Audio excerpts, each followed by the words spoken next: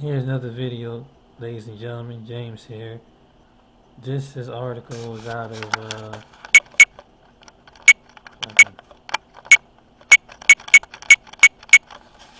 is at Indianapolis.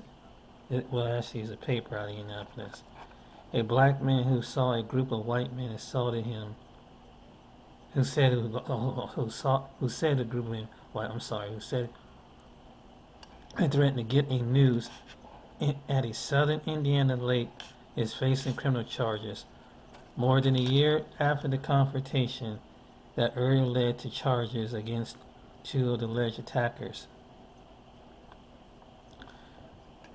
Von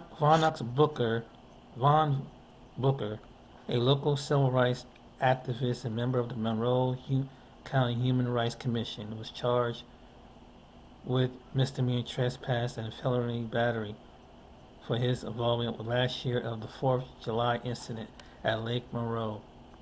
According to the court documents filed by Friday, the prosecutor, Booker condemned the decision, calling it an outrageous act of punitive retaliation, prosecutorial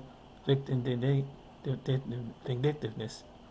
The Monroe County branch of the NAACP demanded the charges against Booker be dropped immediately and called the special prosecutor Sonia Learkamp to resign. The incident has been continually a case of the victim being victimized by the system. Booker's legal team said in a statement Monday, "It is a victim this assault.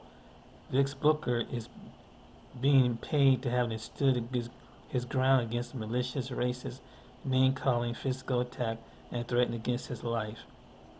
The alleged gained national attention last summer when Booker said he called 911 after 5 men assaulted and pinned him to a tree and at the lake just south of Bloomington.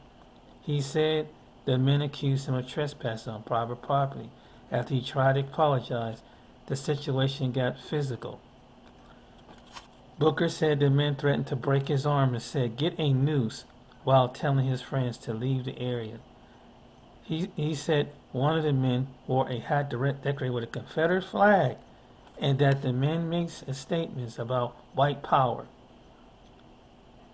Witnesses who were with Booker that day heard racial slurs begin shouting and someone "Get a noose and leave that boy here.